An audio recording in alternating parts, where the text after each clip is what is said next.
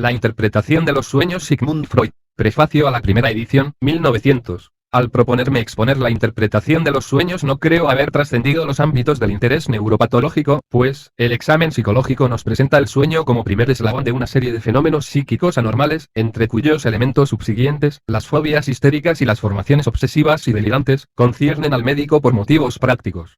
Desde luego, como ya lo demostraremos, el sueño no puede pretender análoga importancia práctica. Pero tanto mayor es su valor teórico como paradigma, al punto que quien no logre explicarse la génesis de las imágenes oníricas, se esforzará en vano por comprender las fobias, las ideas obsesivas, los delirios, y por ejercer sobre estos fenómenos un posible influjo terapéutico. Más precisamente esta vinculación, a la que nuestro tema debe toda su importancia, es también el motivo de los defectos de que adolece el presente trabajo, pues el frecuente carácter fragmentario de su exposición corresponde a otros tantos puntos de contacto, a cuyo nivel los problemas de la formación onírica toman injerencia en los problemas más amplios de la psicopatología, que no pudieron ser considerados en esta ocasión y que serán motivo de trabajos futuros, siempre que para ello alcancen el tiempo, la energía y el nuevo material de observación. Además, esta publicación me ha sido dificultada por particularidades del material que empleo para ilustrar la interpretación de los sueños. La lectura misma del trabajo permitirá advertir por qué no podían servir para mis fines los sueños narrados en la literatura o recogidos por personas desconocidas. Debía elegir, pues, entre mis propios sueños y los de mis pacientes en tratamiento psicoanalítico. La utilización de este último material me fue vedada por la circunstancia de que estos procesos oníricos sufren una complicación inconveniente debida a la intervención de características neuróticas. Por otra parte, la comunicación de mis propios sueños implicaba inevitablemente someter las intimidades de mi propia vida psíquica a miradas extrañas, en medida mayor de la que podía serme grata y de la que, en general, concierne a un autor que no es poeta, sino hombre de ciencia. Esta circunstancia era penosa pero inevitable, de modo que me sometí a ella para no tener que renunciar, en principio, a la demostración de mis resultados psicológicos. Sin embargo, no pude resistir, naturalmente, a la tentación de truncar muchas indiscreciones omitiendo y suplantando algunas cosas. Cada vez que procedí de tal manera no puede menos de perjudicar sensiblemente el valor de los ejemplos utilizados. Solo me queda expresar la esperanza de que los lectores de este trabajo comprenderán mi difícil situación, aceptándola benévolamente, y espero, además, que todas las personas que se sientan afectadas por los sueños comunicados no pretenderán negar la libertad del pensamiento también a la vida onírica. Capítulo primero. La literatura científica sobre los problemas oníricos. En las páginas que siguen aportaré la demostración de la existencia de una técnica psicológica que permite interpretar los sueños, y merced a la cual se revela cada uno de ellos como un producto psíquico pleno de sentido, al que puede asignarse un lugar perfectamente determinado en la actividad anímica de la vida despierta. Además, intentaré esclarecer los procesos de los que depende la singular e impenetrable apariencia de los sueños y deducir de dichos procesos una conclusión sobre la naturaleza de aquellas fuerzas psíquicas de cuya acción conjunta opuesta surge el fenómeno onírico. Conseguido esto, daré por terminada mi exposición, pues habré llegado en ella al punto en el que el problema de los sueños desemboca en otros más amplios, cuya solución ha de buscarse por el examen de un distinto material. Si comienzo por exponer aquí una visión de conjunto de la literatura existente hasta el momento sobre los sueños y el estado científico actual de los problemas oníricos, ello obedece a que en el curso de mi estudio no se me han de presentar muchas ocasiones de volver sobre tales materias. La comprensión científica de los sueños no ha realizado en más de 10 siglos sino escasísimos progresos, circunstancia tan generalmente reconocida por todos los que de este tema se han ocupado, que me parece inútil citar aquí al detalle opiniones aisladas. En la literatura onírica hallamos gran cantidad de sugestivas observaciones y un rico e interesantísimo material relativo al objeto de nuestro estudio. Pero, en cambio, nada o muy poco que se refiera a la esencia de los sueños o resuelva definitivamente el enigma que los mismos nos plantean. Como es lógico, el conocimiento que de esas cuestiones ha pasado al núcleo general de hombres cultos, pero no dedicados a la investigación científica, resulta aún más incompleto.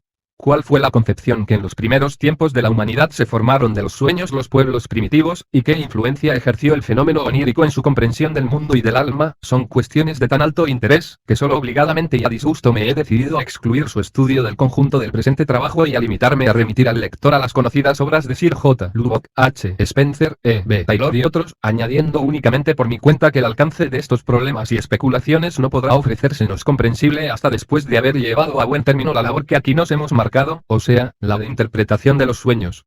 Un eco de la primitiva concepción de los sueños se nos muestra indudablemente como base en la idea que de ellos se formaban los pueblos de la antigüedad clásica.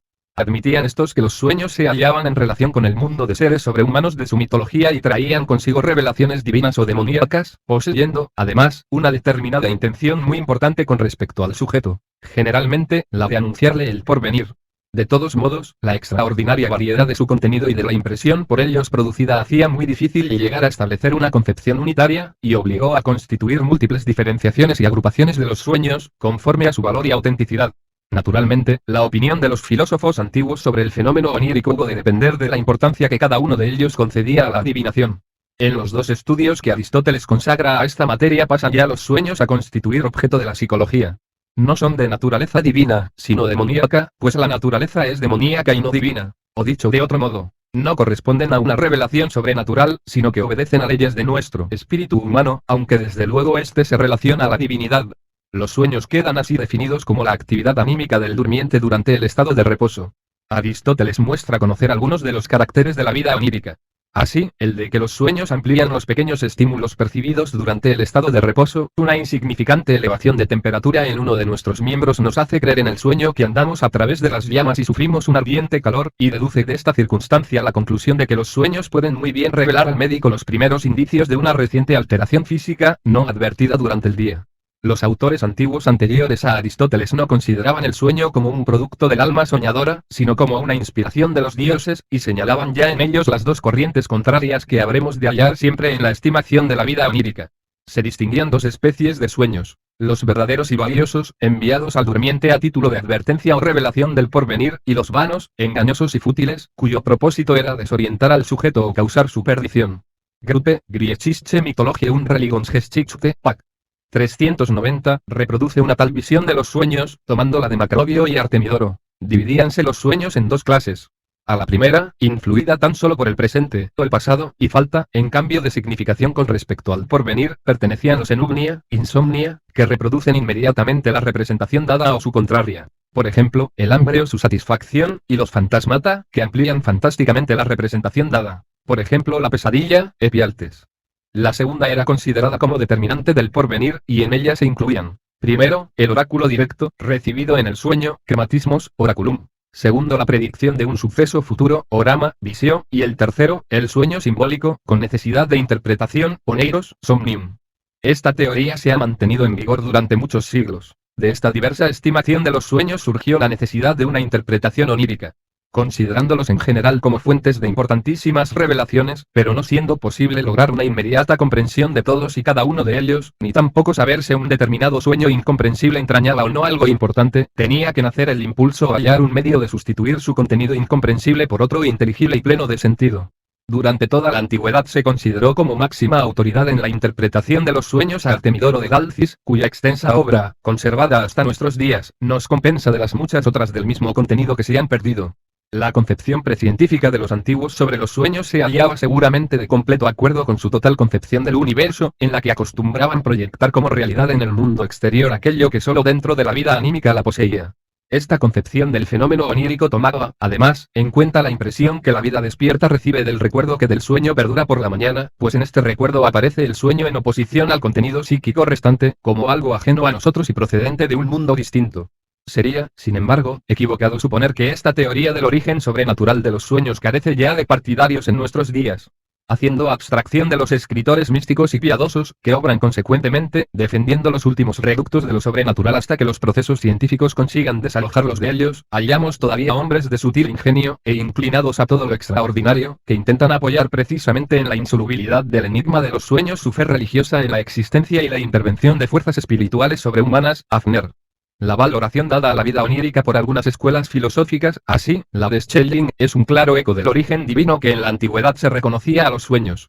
Tampoco la discusión sobre el poder adivinatorio y revelador del porvenir atribuido a los sueños puede considerarse terminada, pues, no obstante la inequívoca inclinación del pensamiento científico a rechazar la hipótesis afirmativa, las tentativas de hallar una explicación psicológica valedera para todo el considerable material reunido no han permitido establecer aún una conclusión definitiva.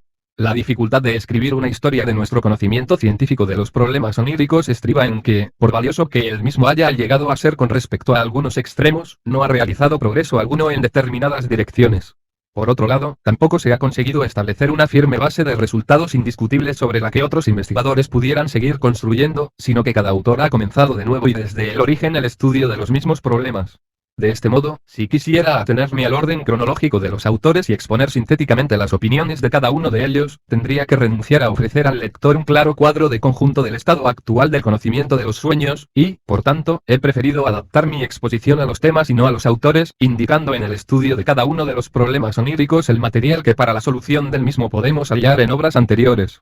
Sin embargo, y dado que no me ha sido posible dominar toda la literatura existente sobre esta materia, literatura en extremo dispersa, y que se extiende muchas veces a objetos muy distintos, he de rogar al lector se dé por satisfecho, con la seguridad de que ningún hecho fundamental ni ningún punto de vista importante dejarán de ser consignados en mi exposición. Hasta hace poco se han visto impulsados casi todos los autores a tratar conjuntamente el estado de reposo y de los sueños, así como a agregar al estudio de estos últimos el de estados y fenómenos análogos, pertenecientes ya a los dominios de la psicopatología, alucinaciones, visiones, etc. En cambio, en los trabajos más modernos aparece una tendencia a seleccionar un tema restringido, y no tomar como objeto sino uno solo de los muchos problemas de la vida onírica, transformación en la que quisiéramos ver una expresión del convencimiento de que en problemas tan oscuros solo por medio de una serie de investigaciones de detalle puede llegarse a un esclarecimiento y a un acuerdo definitivos. Una de tales investigaciones parciales y de naturaleza especialmente psicológica es lo que aquí me propongo ofreceros. No habiendo tenido gran ocasión de ocuparme del problema del estado de reposo, problema esencialmente fisiológico, aunque en la característica de dicho estado tenga que hallarse contenida la transformación de las condiciones de funcionamiento del aparato anímico, quedará desde luego descartada de mi exposición la literatura existente sobre tal problema. El interés científico por los problemas oníricos en sí conduce a las interrogaciones que siguen, interdependientes en parte. A. Relación del sueño con la vida despierta. El ingenuo juicio del individuo despierto acepta que el sueño, aunque ya no de origen extraterreno, sí ha raptado al durmiente a otro mundo distinto. El viejo filósofo Burdach, al que debemos una concienzuda y sutil descripción de los problemas oníricos, ha expresado esta convicción en una frase, muy citada y conocida, p. 474. Nunca se repite la vida diurna, con sus trabajos y placeres, sus alegrías y dolores. Por lo contrario tiende el sueño a libertarnos de ella. Aun en aquellos momentos en que toda nuestra alma se halla saturada por un objeto, en que un profundo dolor desgarra nuestra vida interior, o una labor acapara todas nuestras fuerzas espirituales, nos da el sueño algo totalmente ajeno a nuestra situación. No toma para sus combinaciones sino significantes fragmentos de la realidad, o se limita a adquirir el tono de nuestro estado de ánimo y simboliza las circunstancias reales. J. H. Fichte, 1, 541, habla en el mismo sentido de sueños de complementos, Ergungsrume, y los considera como uno de los secretos beneficiosos de la naturaleza autocurativa del espíritu.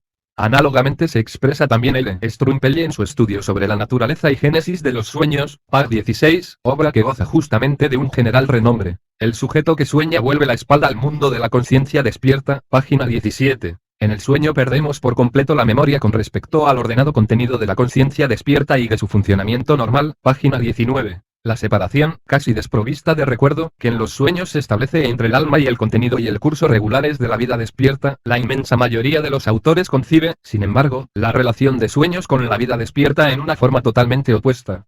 Así, Hafner, p. 19. Al principio continúa el sueño de la vida despierta.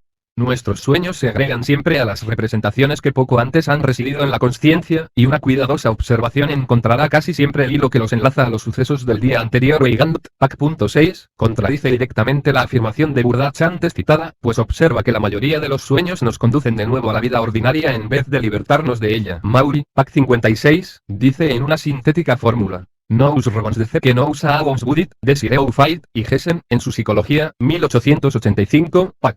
530, manifiesta, algo más ampliamente. En mayor o menor grado, el contenido de los sueños queda siempre determinado por la personalidad individual, por la edad, el sexo, la posición, el grado de cultura y el género de vida habitual del sujeto, y por los sucesos y enseñanzas de su pasado individual. El filósofo J. G. E. Myers, sobre las pasiones, 1805, es quien adopta con respecto a esta cuestión una actitud más inequívoca. La experiencia confirma nuestra afirmación de que el contenido más frecuente de nuestros sueños se halla constituido por aquellos objetos sobre los que recaen nuestras más ardientes pasiones. Esto nos demuestra que nuestras pasiones tienen que poseer una influencia sobre la génesis de nuestros sueños. El ambicioso sueña con los laureles alcanzados, quizá tan solo en su imaginación, o por alcanzar, y el enamorado con el objeto de sus tiernas esperanzas. Todas las ansias o repulsas sexuales que dormitan en nuestro corazón pueden motivar, cuando son estimuladas por una razón cualquiera, la génesis de un sueño compuesto por las representaciones a ellas asociadas, o la intercalación de dichas representaciones en un sueño ya formado, comunicado por Winterstein en la ZBL. For Psychoanalyse. Idénticamente opinaban los antiguos sobre la relación de dependencia existente entre el contenido del sueño y la vida. Radstock, Pac.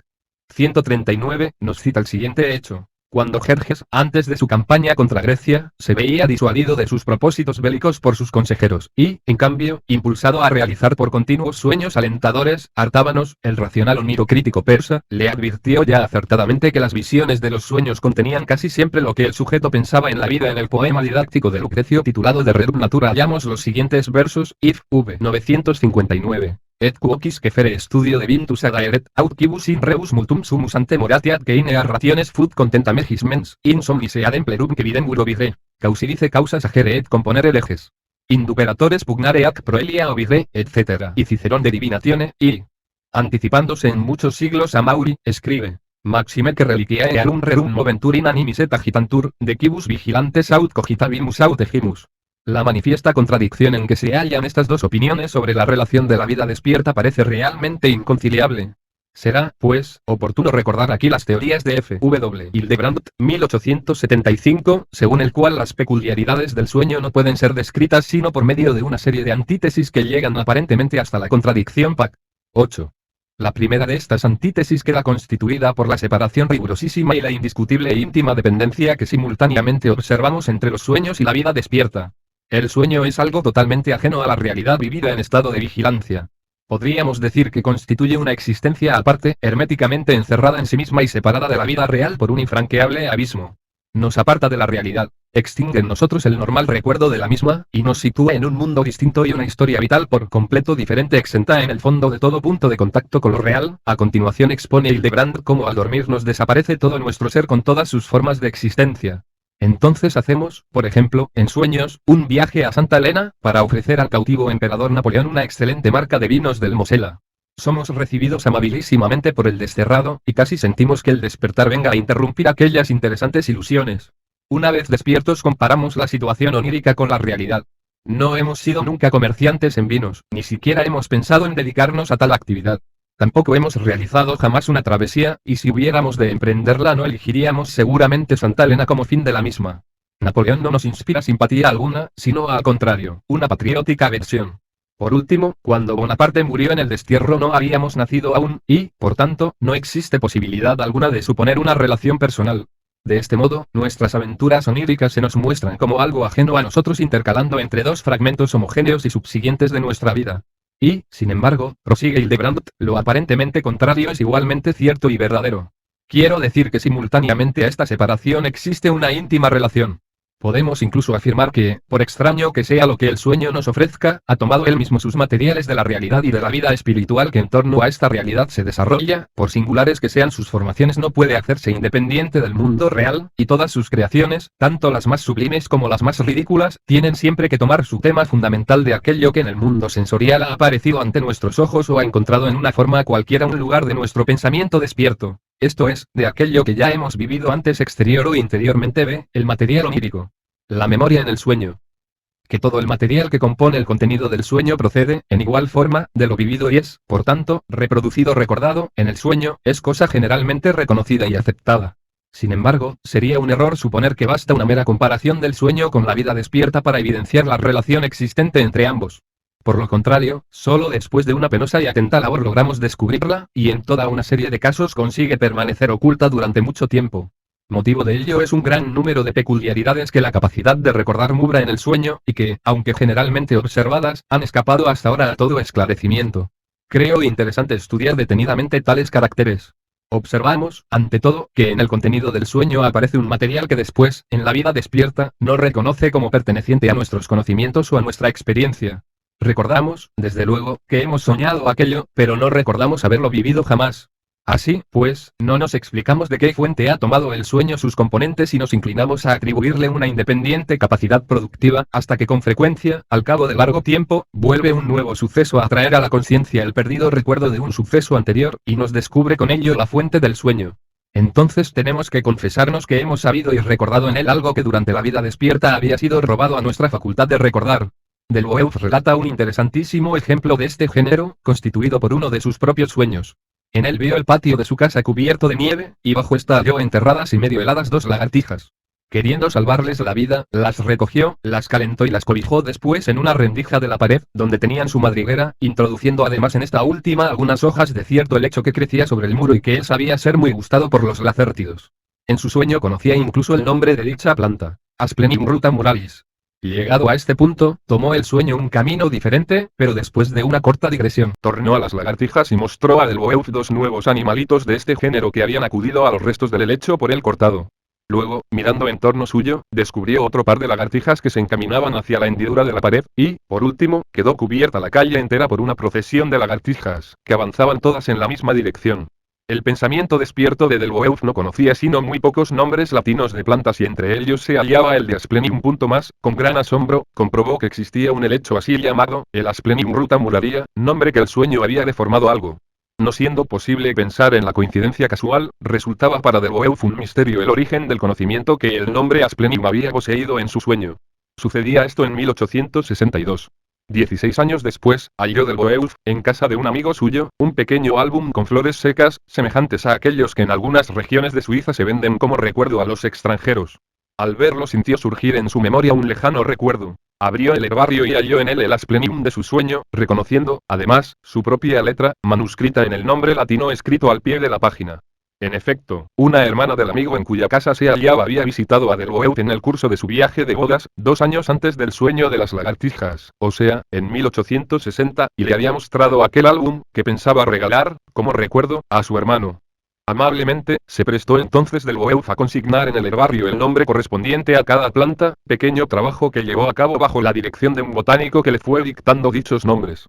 Otra de las felices casualidades que tanto interés dan a este ejemplo permitió a Delboeuf referir un nuevo fragmento de su sueño a su correspondiente origen olvidado. En 1877 cayó un día en sus manos una antigua colección de una revista ilustrada, y al hojearla tropezó con un dibujo que representaba aquella procesión de lagartijas que había visto en su sueño del año 1862. El número de la revista era de 1861, y Delboeuf pudo recordar que en esta fecha se hallaba suscrito a ella. Esta libre disposición del sueño sobre recuerdos inaccesibles a la vida despierta constituye un hecho tan singular y de tan gran importancia teórica, que quiero atraer aún más sobre él la atención de mis lectores, por la comunicación de otros sueños hipermnésticos. Maury relata que durante algún tiempo se le venía a las mientes varias veces al día la palabra Musidam, de la que no sabía sino que era el nombre de una ciudad francesa. Pero una noche soñó hallarse dialogando con cierta persona que le dijo acababa de llegar de Musidam, y habiéndole preguntado dónde se hallaba tal ciudad, recibió la respuesta de que Musidam era una capital de distrito del departamento de la Dordoña.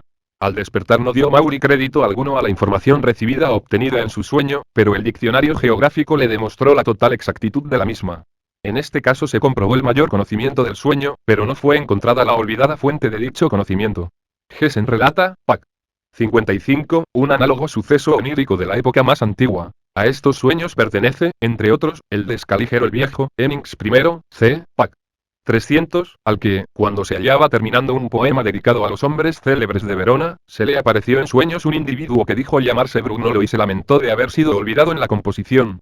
Aunque Scaliger no recordaba haber oído jamás hablar de él, incluyó unos versos en su honor, y tiempo después averiguó en Verona, por un hijo suyo, que el tal Brugnolo había gozado largos años atrás en dicha ciudad un cierto renombre como crítico, un sueño hipermnéstico, que se distingue por la peculiaridad de que otro sueño posterior trajo consigo la admisión del recuerdo no reconocido al principio, nos es relatado por el marqués de Hervey de St.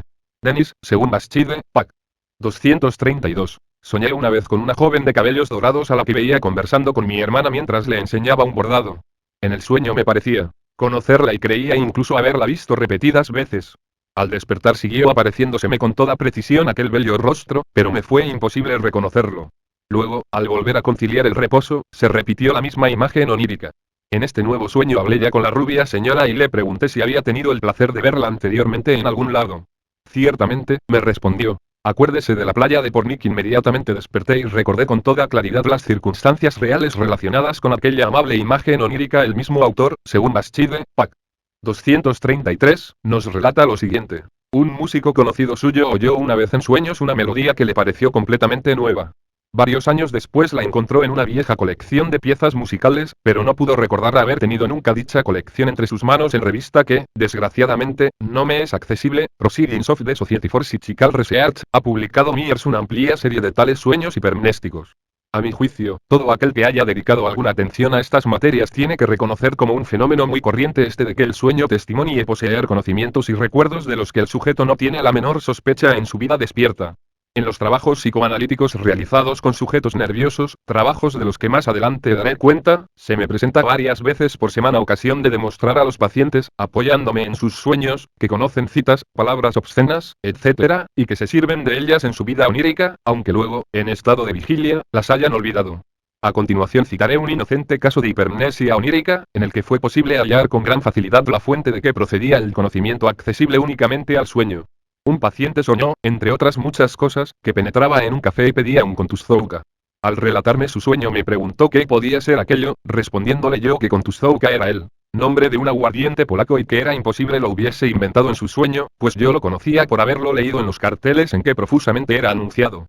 El paciente no quiso, en un principio, dar crédito a mi explicación, pero algunos días más tarde, después de haber comprobado realmente en un café la existencia del licor de su sueño, vio el nombre soñado en un anuncio fijado en una calle por la que hacía varios meses había tenido que pasar por lo menos 2 veces al día. En mis propios sueños he podido comprobar lo mucho que el descubrimiento de la procedencia de elementos oníricos aislados depende de la casualidad. Así, mucho antes de pensar en escribir la presente obra, me persiguió durante varios años la imagen de una torre de iglesia, de muy sencilla arquitectura, que no podía recordar haber visto nunca y que después reconocí bruscamente en una pequeña localidad situada entre Salzburgo y Reichenau. Sucedió esto entre 1895 y 1900, y mi primer viaje por aquella línea databa de 1886. Años más tarde, hallándome ya consagrado intensamente al estudio de los sueños, llegó a hacérseme molesta la constante aparición de la imagen onírica de un singular local. En una precisa relación del lugar con mi propia persona, a mi izquierda, veía una habitación oscura en la que resaltaban varias esculturas grotescas. Un vago y lejanísimo recuerdo al que no me decidía a dar crédito, me decía que tal habitación constituía el acceso a una cervecería, pero no me era posible esclarecer lo que aquella imagen onírica significaba ni tampoco de dónde procedía. En 1907 hice un viaje a Padua, ciudad que contra mi deseo no me había sido posible volver a visitar desde 1895. En mi primera visita había quedado insatisfecho, pues cuando me dirigía a la iglesia de la Madonna degli Arena con objeto de admirar los frescos de Giotto que en ella se conservan, hube de volver sobre mis pasos al enterarme de que por aquellos días se hallaba cerrada. 12 años después, llegado de nuevo a Padua, pensé, ante todo, desquitarme de aquella contrariedad y emprendí el camino que conduce a dicha iglesia. Próximo ya a ella, a mi izquierda, y probablemente en el punto mismo en que la vez pasada hube de dar la vuelta, descubrí el local que tantas veces se me había aparecido en sueños, con sus grotescas esculturas. Era realmente la entrada al jardín de un restaurante. Una de las fuentes de las que el sueño extrae el material que reproduce, y en parte aquel que en la actividad despierta del pensamiento no es recordado ni utilizado, es la vida infantil. Citaré tan solo algunos de los autores que han observado y acentuado esta circunstancia. Hildebrandt, Pack. 23. Ya ha sido manifestado expresamente que el sueño vuelve a presentar ante el alma, con toda fidelidad y asombroso poder de reproducción, procesos lejanos y hasta olvidados por el sueño, pertenecientes a las más tempranas épocas de su vida. Strumpel, Pack. 40. La cuestión se hace aún más interesante cuando observamos cómo el sueño extrae de la profundidad a que la punto S sucesivas capas de acontecimientos posteriores han ido enterrando los recuerdos de juventud, intactas y con toda su frescura original, las imágenes de localidades, cosas y personas. Y esto no se limita a aquellas impresiones que adquirieron en su nacimiento una viva conciencia o se han enlazado con intensos acontecimientos psíquicos y retornan luego en el sueño como verdaderos recuerdos en los que la conciencia despierta se complace. Por lo contrario, las profundidades de la memoria onírica encierran en sí preferentemente aquellas imágenes de personas, objetos y localidades de las épocas más tempranas, que no llegaron a adquirir sino una escasa conciencia o ningún valor psíquico, o perdieron ambas cosas hace ya largo tiempo, y se nos muestran, por tanto, así en el sueño como al despertar, totalmente ajenas a nosotros, hasta que descubrimos su primitivo origen. Volkelt, Pack. 119. Muy notable es la predilección con que los sueños acogen los recuerdos de infancia y juventud, presentándonos así, incansablemente, cosas en las que ya no pensamos y a largo tiempo que han perdido para nosotros toda su importancia. El dominio del sueño sobre el material infantil, que, como sabemos, cae en su mayor parte en las lagunas de la capacidad consciente de recordar, da ocasión al nacimiento de interesantes sueños hipermnésicos, de los que quiero citar nuevamente algunos ejemplos. Maury relata, Pack. 92, que, siendo niño, fue repetidas veces desde Meaux, su ciudad natal, a la próxima de Trillport, en la que su padre dirigía la construcción de un puente. Muchos años después se ve en sueños jugando en las calles de Trillport. Un hombre, vestido con una especie de uniforme, se le acerca, y Maury le pregunta cómo se llama. El desconocido contesta que es C. El guarda del puente. Al despertar, dudando de la realidad de su recuerdo, interroga Maury a una antigua criada de su casa sobre si conoció a alguna persona del indicado nombre. Ya lo creo, responde la criada. Así se llamaba el guarda del puente que su padre de usted construyó en Trillport, un ejemplo igualmente comprobado de la precisión de los recuerdos infantiles que aparecen en el sueño nos es relatado también por Maury, el que fue comunicado por un señor F, cuya infancia había transcurrido en Montbrison. 25 años después de haber abandonado dicha localidad, decidió este individuo visitarla y saludar en ella antiguos amigos de su familia, a los que no había vuelto a ver. En la noche anterior a su partida soñó que había llegado al fin de su viaje y encontraba en las inmediaciones de Montbrison a un desconocido que le decía ser el señor T, antiguo amigo de su padre. Nuestro sujeto sabía que de niño había conocido a una persona de dicho nombre, pero una vez despierto no le fue posible recordar su fisonomía. Algunos días después, llegado realmente a Montbrison, halló de nuevo el lugar en que la escena de su sueño se había desarrollado, y que le había parecido totalmente desconocido, y encontró a un individuo al que reconoció en el acto como el señor T de su sueño. La persona real se hallaba únicamente más envejecida de lo que su imagen onírica la había mostrado. Por mi parte, puedo relatar aquí un sueño propio, en el que la impresión que de recordar se trataba quedó sustituida por una relación. En este sueño vi una persona de la que durante el mismo sueño sabía que era el médico de mi lugar natal. Su rostro no se me aparecía claramente, sino mezclado con el de uno de mis profesores de segunda enseñanza, al que en la actualidad encuentro aún de cuando en cuando. Al despertar me fue imposible hallar la relación que podía enlazar a ambas personas. Habiendo preguntado a mi madre por aquel médico de mis años infantiles, averigüe que era tuerto, y tuerto también el profesor cuya persona se había superpuesto en mi sueño a la del médico. 38 años hacía que no había vuelto a ver a este último, y, que yo sepa, no he pensado jamás en él en mi vida despierta, aunque una cicatriz que llevo en la barbilla hubiera podido recordarme su actuación facultativa. La afirmación de algunos autores de que en la mayoría de los sueños pueden descubrirse elementos procedentes de los días inmediatamente anteriores, parece querer constituir un contrapeso a la excesiva importancia del papel que en la vida onírica desempeñan las impresiones infantiles.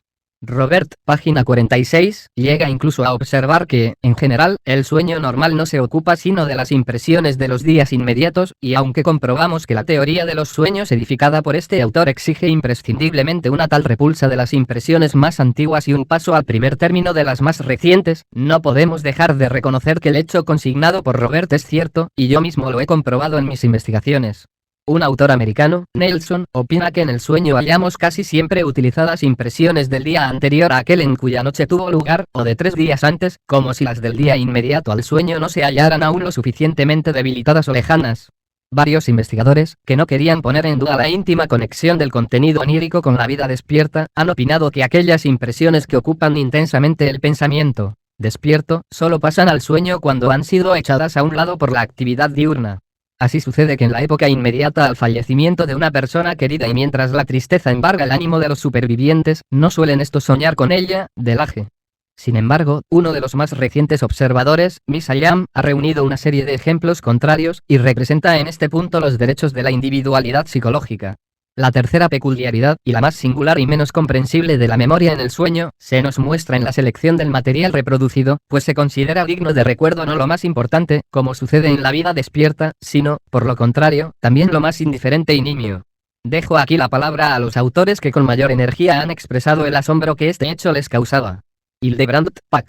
11. Lo más singular es que el sueño no toma sus elementos de los grandes e importantes sucesos, ni de los intereses más poderosos y estimulantes del día anterior, sino de los detalles secundarios o, por decirlo así, de los residuos sin valor del pretérito inmediato o lejano. La muerte de una persona querida, que nos ha sumido en el más profundo desconsuelo, y bajo cuya triste impresión conciliamos el reposo, se extingue en nuestra memoria durante tal estado, hasta el momento mismo de despertar vuelve a ella con dolorosa intensidad. En cambio, la verruga que ostentaba en la frente un desconocido con quien tropezamos, y en el que no hemos pensado ni un solo instante, desempeña un papel en nuestro sueño, Strumpel, Pack. 39. Casos en los que la disección de un sueño halla elementos del mismo que proceden, efectivamente, de los sucesos vividos durante el último o el penúltimo día, pero que poseían tan escasa importancia para el pensamiento despierto, que cayeron enseguida en el olvido. Estos sucesos suelen ser manifestaciones casualmente oídas o actos superficialmente observados de otras personas, percepciones rápidamente olvidadas de cosas o personas, pequeños trozos aislados de una lectura, etc. Belloc Ellis, 1889, Pack. 727. The profound emotions of waking life, the questions and problems on which we spread our chief voluntary mental energy, are not those which usually present themselves at onset to dream consciousness.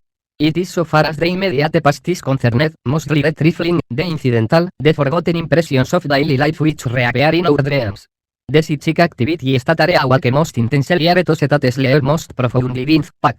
45. Toma estas peculiaridades de la memoria en el sueño como ocasión de mostrar su insatisfacción ante las explicaciones del sueño, a las que él mismo se adhiere. El sueño natural nos plantea análogos problemas. ¿Por qué no sonamos siempre con las impresiones mnémicas del día inmediatamente anterior, sino que sin ningún motivo visible nos sumimos en un lejanísimo pretérito, ya casi extinguido? ¿Por qué recibe tan frecuentemente la conciencia en el sueño la impresión de imágenes mnémicas indiferentes, mientras que las células cerebrales, allí donde las mismas llevan en sí las más excitables inscripciones de lo vivido, yacen casi siempre mudas e inmóviles, aunque poco tiempo antes las haya excitado en la vida despierta de un agudo estímulo? Comprendemos sin esfuerzo cómo la singular predilección de la memoria onírica por lo indiferente, y en consecuencia poco atendido de los sucesos diurnos, había de llevar casi siempre a la negación de la dependencia del sueño de la vida diurna, y después, a dificultar, por lo menos en cada caso, la demostración de la existencia de la misma. De este modo ha resultado posible que en la estadística de sus sueños, y de los de su colaborador, formada por Miss Wheaton Calkins, aparezca fijado en un 11% el número de sueños en los que no resultaba visible una relación con la vida diurna. Hildebrandt está seguramente en lo cierto cuando afirma que si dedicásemos a cada caso tiempo y atención suficientes, lograríamos siempre esclarecer el origen de todas las imágenes oníricas. Claro es que a continuación califica esta labor de tarea penosa e ingrata, pues se trataría principalmente de rebuscar en los más recónditos ángulos de la memoria toda clase de cosas, desprovistas del más mínimo valor psíquico, y extraer nuevamente a la luz, sacándolas del profundo olvido en que cayeron, quizá inmediatamente después de su aparición, toda clase de momentos indiferentes de un lejano pretérito.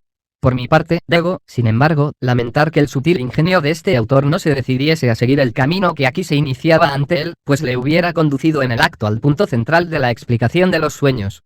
La conducta de la memoria onírica es seguramente de altísima importancia para toda teoría general de la memoria. Nos enseña, en efecto, que nada de aquello que hemos poseído una vez espiritualmente puede ya perderse por completo. Scholz, Pack. 34. O como manifiesta del Boeuf, que toute impression la plus insignifiante, laisse une trace inalterable, indefiniment susceptible de reparatio jour. Conclusión que nos imponen asimismo otros muchos fenómenos patológicos de la vida anímica. Esta extraordinaria capacidad de rendimiento de la memoria en el sueño es cosa que deberemos tener siempre presente para darnos perfecta cuenta de la contradicción en que incurren ciertas teorías, de las que más adelante trataremos, cuando intentan explicar el absurdo y la incoherencia de los sueños por el olvido parcial de lo que durante el día nos es conocido. Podía quizá ocurrírsenos reducir el fenómeno onírico en general al del recordar, y ver en el sueño la manifestación de una actividad de reproducción no interrumpida durante la noche y que tuviese su fin en sí misma. A esta hipótesis se adaptarían comunicaciones como la de von Pilk, de las cuales deduce este autor la existencia de estrechas relaciones entre el contenido del sueño y el momento en que se desarrolla. Así, en aquel período de la noche en que nuestro reposo es más profundo reproduciría el sueño las impresiones más lejanas o pretéritas, y en cambio hacia la mañana, las más recientes. Pero esta hipótesis resulta inverosímil desde un principio, dada la forma en que el sueño actúa con el material que de recordar se trata. Strumpel llama justificadamente la atención sobre el hecho de que el sueño no nos muestra nunca la repetición de un suceso vivido. Toma como punto de partida un detalle de alguno de estos sucesos, pero representa luego una laguna, modifica la continuación o la sustituye por algo totalmente ajeno. De este modo resulta que nunca trae consigo sino fragmentos de reproducciones, hecho tan general y comprobado, que podemos utilizarlo como base de una construcción teórica. Sin embargo, también aquí hallamos excepciones en las que el sueño reproduce un suceso tan completamente como pudiera hacerlo nuestra memoria en la vida despierta. Del Boeuf relata que uno de sus colegas de universidad pasó en un sueño por la exacta repetición de un accidente, del que milagrosamente había salido ileso. Calkins cita dos sueños, cuyo contenido fue exacta reproducción de un suceso del día anterior, y por mi parte, también hallaré oportunidad más adelante de exponer un ejemplo de retorno onírico no modificado de un suceso de la infancia. Estímulos y fuentes de los sueños. Aquello que estos conceptos significan podemos explicarlo por analogía con la idea popular de que los sueños vienen del estómago. En efecto, detrás de dichos conceptos se esconde una teoría que considera a los sueños como consecuencia de una perturbación del reposo. No hubiéramos soñado si nuestro reposo no hubiese sido perturbado por una causa cualquiera, y el sueño es la reacción a dicha perturbación. La discusión de las causas provocadoras de los sueños ocupa en la literatura onírica un lugar preferente, aunque claro es que este problema no ha podido surgir sino después de haber llegado el sueño a constituirse en objeto de la investigación biológica. En efecto, los antiguos que consideraban el sueño como un mensaje divino no necesitaban buscar para el estímulo ninguno, pues veían su origen en la voluntad de los poderes divinos o demoníacos, y atribuían su contenido a la intención o el conocimiento de los mismos. En cambio, para la ciencia se planteó enseguida la interrogación de si el estímulo provocador de los sueños era siempre el mismo o podía variar, y paralelamente la de si la explicación causal del fenómeno onírico corresponde a la psicología o a la fisiología. La mayor parte de los autores parece aceptar que las causas de perturbación del reposo, esto es las fuentes de los sueños, pueden ser de muy distinta naturaleza, y que tanto las excitaciones físicas como los sentimientos anímicos son susceptibles de constituirse en estímulos oníricos. En la referencia dada a una y otras de estas fuentes y en la clasificación de las mismas por orden de su importancia como generatrices de sueño es en lo que ya difieren más las opiniones. La totalidad de las fuentes oníricas puede dividirse en 4 especies, división que ha servido también de base para clasificar los sueños. 1. Estímulo sensorial externo, objetivo. 2. Estímulo sensorial interno, subjetivo. 3. Estímulo somático interno, orgánico. 4. Fuentes de estímulo puramente psíquicas. Los estímulos sensoriales externos. Strumpel el joven, hijo del filósofo del mismo nombre y autor de una obra sobre los sueños, que nos ha servido muchas veces de guía en nuestra investigación de los problemas oníricos, refiere las observaciones realizadas en un enfermo, que padecía una anestesia general del tegumento externo y una parálisis de varios de los más importantes órganos sensoriales. Este individuo se quedaba profundamente dormido en cuanto se le aislaba por completo del mundo exterior, privándole de los escasos medios de comunicación que aún poseía con él mismo. A una situación semejante a la del sujeto de este experimento de Strumpel tendemos todos cuando deseamos conciliar el reposo. Cerramos las más importantes puertas sensoriales, los ojos, y procuramos resguardar los demás sentidos de todo nuevo estímulo u toda modificación de los que ya actúan sobre ellos. En esta forma es como llegamos a conciliar el reposo, aunque nunca nos sea dado conseguir totalmente el propósito antes indicado, pues ni podemos mantener nuestros órganos sensoriales lejos de todo estímulo ni tampoco suprimir en absoluto su excitabilidad. El hecho de que cuando un estímulo alcanza una cierta intensidad logra siempre hacernos despertar demuestra que también durante el reposo ha permanecido el alma en continua conexión con el mundo exterior. Así, pues, los estímulos sensoriales que llegan a nosotros durante el reposo pueden muy bien constituirse en fuentes de sueños.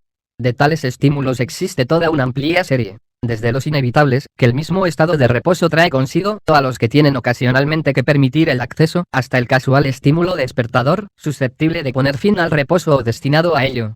Una intensa luz puede llegar a nuestros ojos, un ruido a nuestros oídos o un olor a nuestro olfato. Asimismo podemos llevar a cabo durante el reposo movimientos involuntarios que, dejando al descubierto una parte de nuestro cuerpo, la expongan a una sensación de enfriamiento, o adoptar posturas que generen sensaciones de presión o de contacto. Por último, puede picarnos un insecto o surgir una circunstancia cualquiera que excite simultáneamente varios de nuestros sentidos. La atenta observación de los investigadores ha coleccionado toda una serie de sueños en los que el estímulo comprobado al despertar coincidía con un fragmento del contenido onírico hasta el punto de hacernos posible reconocer en dicho estímulo la fuente del sueño. Tomando la de Gessen, Pac. 527, reproduciré aquí una colección de estos sueños imputables a estímulos sensoriales objetivos más o menos accidentales. Todo ruido vagamente advertido provoca imágenes oníricas correspondientes. El trueno nos sitúa en medio de una batalla, el canto de un gallo puede convertirse en un grito de angustia y el chirriar de una puerta hacernos soñar que han entrado ladrones en nuestra casa. Cuando nos destapamos soñamos quizá que andamos desnudos o hemos caído al agua. Cuando nos atravesamos en la cama y sobresalen nuestros pies de los bordes de la misma, soñamos a lo mejor que nos hallamos al borde de un temeroso precipicio o que caemos rodando desde una altura. Si en el transcurso de la noche llegamos a colocar casualmente nuestra cabeza debajo de la almohada, soñaremos que sobre nosotros pende una enorme roca, amenazando con aplastarnos. La acumulación del semen engendra sueños voluptuosos, y los dolores locales, la idea de sufrir malos tratamientos, ser objeto de ataques hostiles o de recibir heridas. Meyer, versus Scheiner Erklärung des Nachtwandels, Halle, 1858, Pac. 33, soñó una vez ser atacado por varias personas que le tendían de espaldas, le introducían por el pie, por entre el dedo gordo y el siguiente, un palo, y clavaban luego este en el suelo. Al despertar sintió, en efecto, que tenía una paja clavada entre dichos dedos. Este mismo sujeto soñó, según Ellings, 1784, Pac. 258, que le ahorcaban una noche en que la camisa de dormir le oprimía un poco el cuello. Hofbauer soñó en su juventud que caía desde lo alto de un elevado muro, y al despertar observó que, por haberse roto la cama, había caído él realmente con el colchón al suelo. Gregory relata que una vez que al acostarse colocó a los pies una botella con agua caliente, soñó que subía al Etna y se le hacía casi insoportable el calor que el suelo despedía. Otro individuo que se acostó teniendo una cataplasma aplicada a la cabeza soñó ser atacado por los indios y despojado del cuero cabelludo. Otro que se acostó teniendo puesta una camisa húmeda creyó ser arrastrado por la impetuosa corriente de un río. Un sujeto en el que durante la noche se inició un ataque de podagra soñó que la Inquisición le sometía al tormento del potro, Magnish. La hipótesis explicativa basada en la analogía entre el estímulo y el contenido del sujeto queda reforzada por la posibilidad de engendrar en el durmiente, sometiéndole a determinados estímulos sensoriales, sueños correspondientes a los mismos. Magnish y después Girón de Buzareïngues han llevado a cabo experimentos de este género. Girón dejó una vez destapadas sus rodillas y soñó que viajaba por la noche en una diligencia. Al relatar este sueño añade la observación de que todos aquellos que tienen la costumbre de viajar saben muy bien el frío que se siente en las rodillas cuando se va de noche en un carruaje. Otra vez se acostó dejando al descubierto la parte posterior de su cabeza y soñó que asistía a una ceremonia religiosa al aire libre.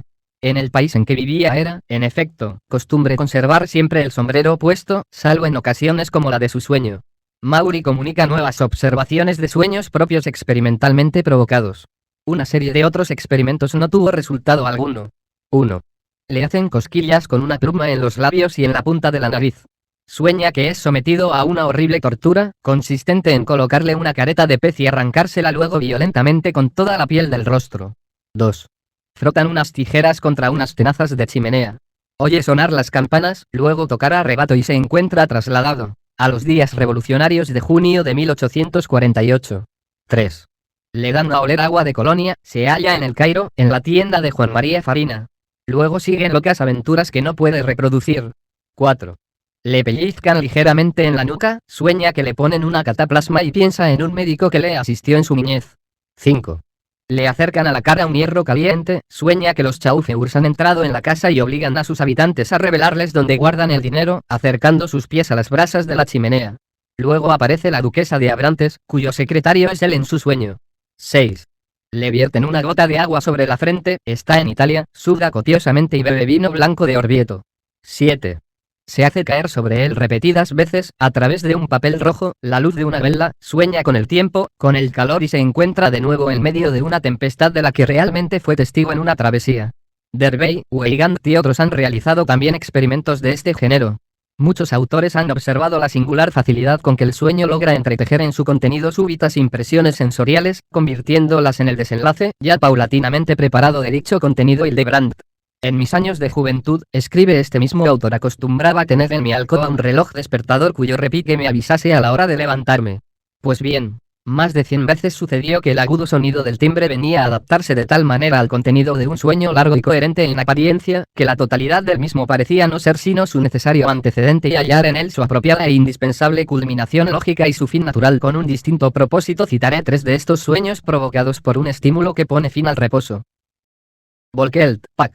68. Un compositor soñó que se hallaba dando clase y que al acabar una explicación se dirigía a un alumno preguntándole: ¿me has comprendido? El alumno responde a voz en grito: oh, sí. Orja. Incomodado por aquella manera de gritar, le manda que baje la voz. Pero la clase entera grita ya a coro: Orja. Después, Eurjo. Y, por último, Feuerjo. Fuego. En este momento despierta por fin el sujeto, oyendo realmente en la calle el grito de fuego. Garnier, Traité des facultés del me, 1865, relata que cuando se intentó asesinar a Napoleón, haciendo estallar una máquina infernal al paso de su carruaje, iba el emperador durmiendo y la explosión interrumpió un sueño en el que revivía el paso del tagliamento y oía el fragor del cañoneo austríaco. Al despertar sobresaltado, lo hizo con la exclamación: «¡Estamos exterminados!». Uno de los sueños de Maury ha llegado a hacerse célebre, Pac. 161. Hallándose enfermo en cama soñó con la época del terror durante la Revolución Francesa, asistió a escenas terribles y se vio conducido ante el tribunal revolucionario, del que formaban parte Robespierre, Marat, Fourquier Tinville y demás tristes héroes de aquel sangriento período. Después de un largo interrogatorio y de una serie de incidentes que no se fijaron en su memoria, fue condenado a muerte y conducido al cadalso en medio de una inmensa multitud. Sube al tablado, el verdugo le ata a la plancha de la guillotina, báscula esta, cae la cuchilla y Maury siente cómo su cabeza queda separada del tronco. En este momento despierta presa de horrible angustia y encuentra que una de las varillas de las cortinas de la cama ha caído sobre su garganta análogamente a la cuchilla ejecutora. Este sueño provocó una interesante discusión que en la revue philosophique sostuvieron Lorraine y Egger sobre cómo y en qué forma era posible al durmiente acumular en el corto espacio de tiempo transcurrido entre la percepción del estímulo despertador y el despertar una cantidad aparentemente tan considerable de contenido onírico. En los ejemplos de este género se nos muestran los estímulos sensoriales objetivos advertidos durante el reposo como la más comprensible y evidente de las fuentes oníricas, circunstancia a la que se debe que sea esta la única que ha pasado al conocimiento vulgar.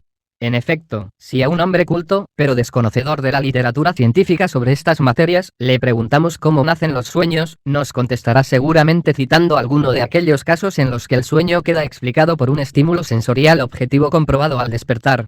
Pero la observación científica no puede detenerse aquí y haya motivo de nuevas interrogaciones en el hecho de que el estímulo que durante el reposo actúa sobre los sentidos no aparece en el sueño en su forma real, sino que es sustituido por una representación cualquiera distinta relacionada con él en alguna forma. Pero esta relación que une el estímulo y el resultado onírico es, según palabra de Maury, uni affinité quelconque, mais qu'inest pas unique et exclusive, pac. 72. Después de leer los 3 sueños interruptores del reposo que a continuación tomamos de Hildebrandt, no podemos por menos de preguntarnos por qué el mismo estímulo provocó 3 resultados oníricos tan distintos y por qué precisamente tales 3. Pac. 37. En una mañana de primavera paseo a través de los verdes campos en dirección a un pueblo vecino, a cuyos habitantes veo dirigirse, vestidos de fiesta y formando numerosos grupos, hacia la iglesia, con el libro de misa en la mano. Es, en efecto, domingo, y la primera misa debe comenzar dentro de pocos minutos. Decido asistir a ella, pero como hace mucho calor, entro, para reposar, en el cementerio que rodea la iglesia. Mientras me dedico a leer las diversas inscripciones funerarias oigo al campanero subir a la torre y veo en lo alto de la misma la campanita pueblerina que habrá de anunciar dentro de poco el comienzo del servicio divino. Durante algunos instantes la campana permanece inmóvil, pero luego comienza a agitarse y de repente sus sones llegan a hacerse tan agudos y claros que ponen fin a mi sueño. Al despertar oigo a mi lado el timbre del despertador. Otra comunicación. Es un claro día de invierno y las calles se hallan cubiertas por una espesa capa de nieve. Tengo que tomar parte en una excursión en trineo, pero me veo obligado a esperar largo tiempo antes que se me anuncie que el trineo ha llegado a mi puerta. Antes de subir a él hago mis preparativos, poniéndome el gabán de pieles e instalando en el fondo del coche un calentador. Por fin subo al trineo, pero el cochero no se decide a dar la señal de partida a los caballos. Sin embargo, estos acaban por emprender la marcha, y los cascabeles de sus colleras, violentamente sacudidos, comienzan a sonar, pero con tal intensidad que el cascabeleo rompe inmediatamente la tela de araña de mi sueño. También esta vez se trataba simplemente del agudo timbre de mi despertador. Tercer ejemplo. Veo a mi criada avanzar por un pasillo hacia el comedor llevando en una pila varias docenas de platos. La columna de porcelana me parece a punto de perder el equilibrio. Ten cuidado, le advierto a la criada, vas a tirar todos los platos. La criada me responde, como de costumbre, que no me preocupe, pues ya sabe ella lo que se hace. Pero su respuesta no me quita de seguirla con una mirada inquieta. En efecto, al llegar a la puerta del comedor tropieza, y la frágil vajilla cae, rompiéndose en 1000 pedazos sobre el suelo y produciendo un gran estrépito, que se sostiene hasta hacerme advertir que se trata de un ruido persistente, distinto del que la porcelana ocasiona al romperse y parecido más bien al de un timbre. Al despertar compruebo que es el repique del despertador el problema que plantea este error en que con respecto a la verdadera naturaleza del estímulo sensorial objetivo incurre el alma en el sueño ha sido resuelto por Strumpel, y casi idénticamente por Wundt, en el sentido de que el alma se encuentra con respecto a tales estímulos, surgidos durante el estado de reposo, en condiciones idénticas a las que presiden la formación de ilusiones. Para que una impresión sensorial quede reconocida o exactamente interpretada por nosotros, esto es, incluida en el grupo de recuerdos al que, según toda nuestra experiencia anterior, pertenece, es necesario que sea suficientemente fuerte, precisa y duradera y que, por nuestra parte, dispongamos de tiempo para realizar la necesaria reflexión.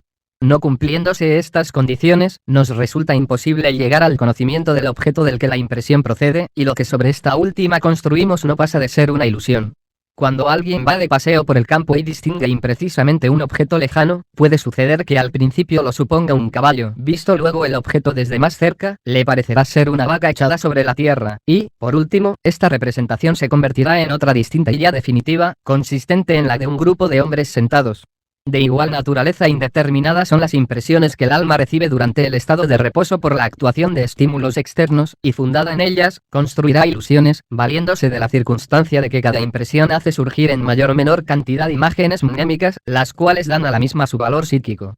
de cuál de los muchos círculos mnémicos posibles son extraídas las imágenes correspondientes y cuáles de las posibles relaciones asociativas entran aquí en juego, son cuestiones que permanece aún después de Strumpel, indeterminables y como abandonadas al arbitrio de la vida anímica.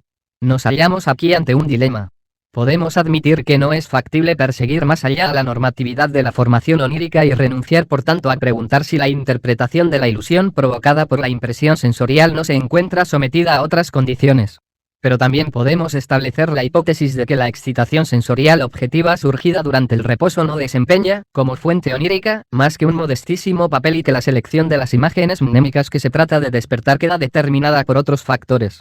En realidad, si examinamos los sueños experimentalmente generados de Maury, sueños que con esta intención he comunicado tan al detalle, nos inclinamos a concluir que el experimento realizado no nos descubre propiamente sino el origen de uno solo de los elementos oníricos, mientras que el contenido restante del sueño se nos muestra más bien demasiado independiente y demasiado determinado en sus detalles para poder ser esclarecido por la única explicación de su obligado ajuste al elemento experimentalmente introducido. Por último, cuando averiguamos que la misma impresión objetiva encuentra a veces en el sueño una singularísima interpretación, ajena por completo a su naturaleza real, llegamos incluso a dudar de la teoría de la ilusión y del poder de las impresiones objetivas para conformar los sueños. 1. Simón refiere un sueño en el que vio varias personas gigantescas sentadas a comer en derredor de una mesa y oyó claramente el tremendo ruido que sus mandíbulas producían al masticar. Al despertar oyó las pisadas de un caballo que pasaba al galope ante su ventana. Si las pisadas de un caballo despertaron en este sueño representaciones que parecen pertenecer al círculo de recuerdos de los viajes de Gulliver, la estancia de este entre los gigantes de Brobdingnag y del virtuoso Owens, si me arriesgo a interpretar sin la ayuda del soñador, no habrá sido facilitada además la elección de este círculo de recuerdos, tan ajenos al estímulo, por otros motivos. 2. Estímulos sensoriales internos, subjetivos. A despecho de todas las objeciones, nos vemos obligados a admitir como indiscutible la intervención durante el reposo, y a título de estímulos oníricos, de las excitaciones sensoriales objetivas. Mas cuando estos estímulos se nos muestran de naturaleza y frecuencia insuficientes para explicar todas las imágenes oníricas, nos inclinaremos a buscar fuentes distintas, aunque de análoga actuación. Ignoro qué autor inició la idea de agregar como fuentes de sueños, a los estímulos externos, las excitaciones internas, subjetivas. Pero el hecho es que en todas las exposiciones modernas de etiología de los sueños se sigue esta norma. A mi juicio, dice Wundt, página 363, desempeñan también un papel esencial en las ilusiones oníricas aquellas sensaciones subjetivas, visuales o auditivas, que en el estado de vigilia no son conocidas como caos luminoso del campo visual oscuro, zumbido de oídos, etc., entre ellas especialmente las excitaciones subjetivas de la retina, con lo que quedaría explicada la singular tendencia del sueño a presentarnos considerables cantidades de objetos análogos e idénticos, pájaros, mariposas, peces, cuentas de colores, flores, etc. En estos casos, el polvillo luminoso del campo visual oscuro toma una forma fantástica, y los puntos luminosos de que se compone quedan encarnados por el sueño en otras tantas imágenes independientes que a causa de la movilidad del caos luminoso son considerados como dotadas de movimiento. Aquí radica quizá también la gran preferencia del sueño por las más diversas figuras zoológicas, cuya riqueza de formas se adapta fácilmente a la especial de las imágenes luminosas y subjetivas. Las excitaciones sensoriales subjetivas poseen, desde luego, en calidad de fuentes de las imágenes oníricas, la ventaja de no depender, como las objetivas, de causalidades exteriores. Se hallan, por decirla así, a la disposición del esclarecimiento del sueño siempre que para ello las necesitamos. Pero, en cambio, presentan, con respecto a las excitaciones sensoriales objetivas, el inconveniente que su actuación como estímulos oníricos nos resulta susceptible, o solo con grandes dificultades de aquella comprobación que la observación y el experimento nos proporcionan en las primeras.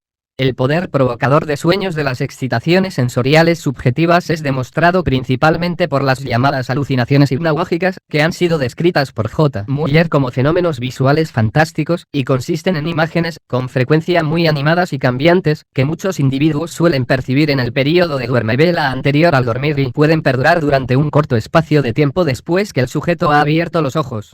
Maury, en quien eran frecuentísimas tales alucinaciones, las estudió cuidadosamente, y afirma su conexión y hasta su identidad con las imágenes oníricas, teoría que sostiene también J. Muller. Para su génesis, dice Maury, es necesaria cierta pasividad anímica, relajamiento de la atención, pax 59 y 6.